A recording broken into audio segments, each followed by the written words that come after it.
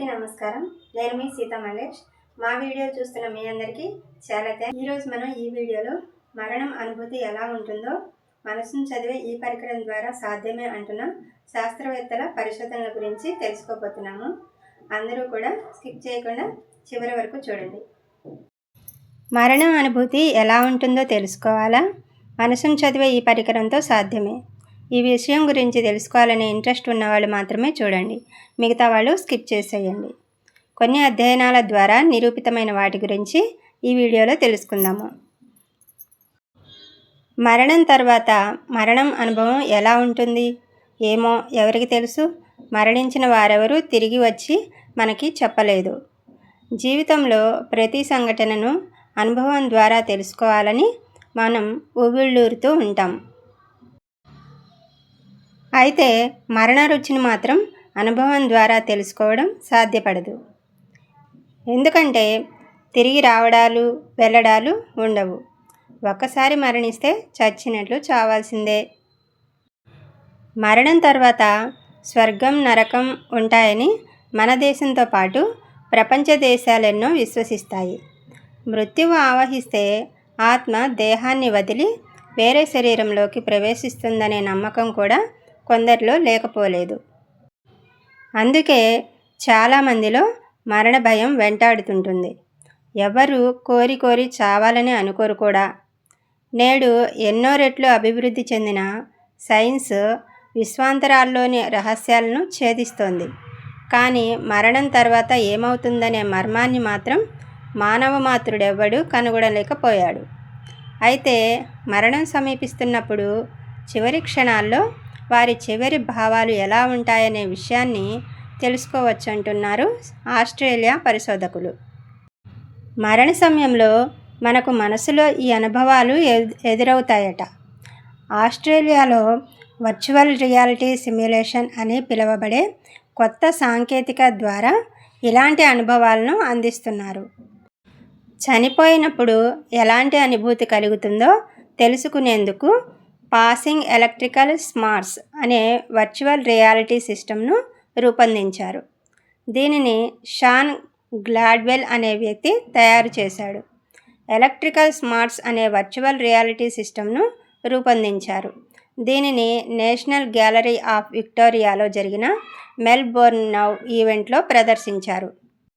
ఇది cardiac arrest నుంచి brain death D escalation వరకు మరణ అనుభవాన్ని అందిస్తుంది. అంటే దీని ద్వారా మరణం అంచుల వరకు వెళ్ళి రావచ్చన్నమాట. ఈ వర్చువల్ రియాలిటీలో పాల్గొనే వారి హృదయ స్పందనను హార్ట్ మానిటర్కు కనెక్ట్ చేస్తారు.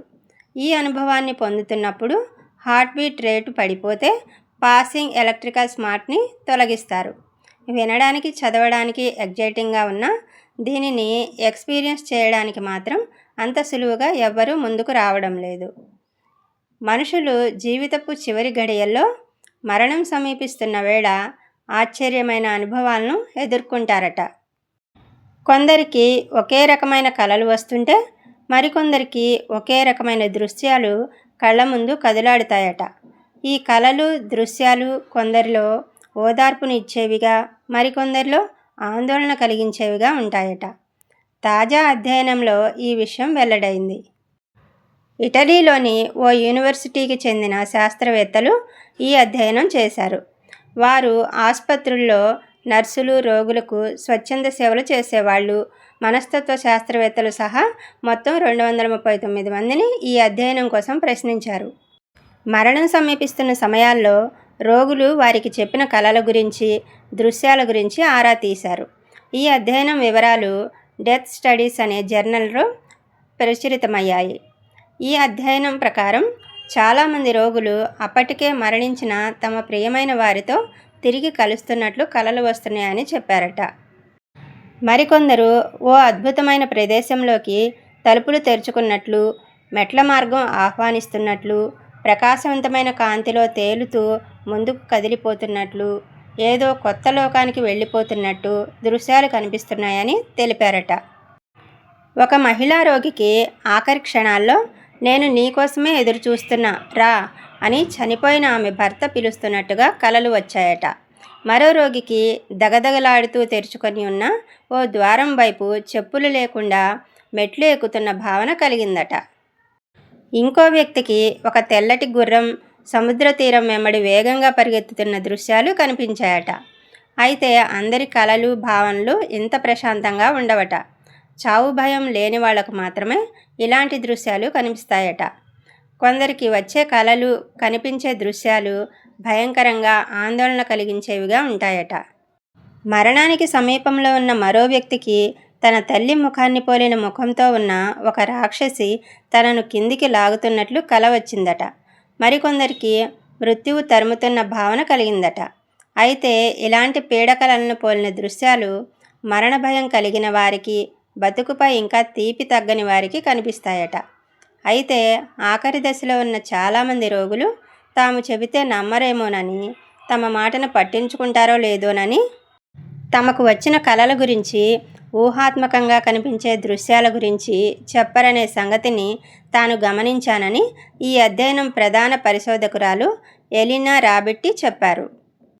మరణించిన వెంటనే జరిగే పరిణామాలు ఆశ్చర్యకరంగా, చైతన్యవంతంగా ఉండవచ్చు. మరణానంతర కాలంలోని మొదటి కొన్ని నిమిషాల పాటు మెదడు కణాలు జీవించి ఉండవచ్చు.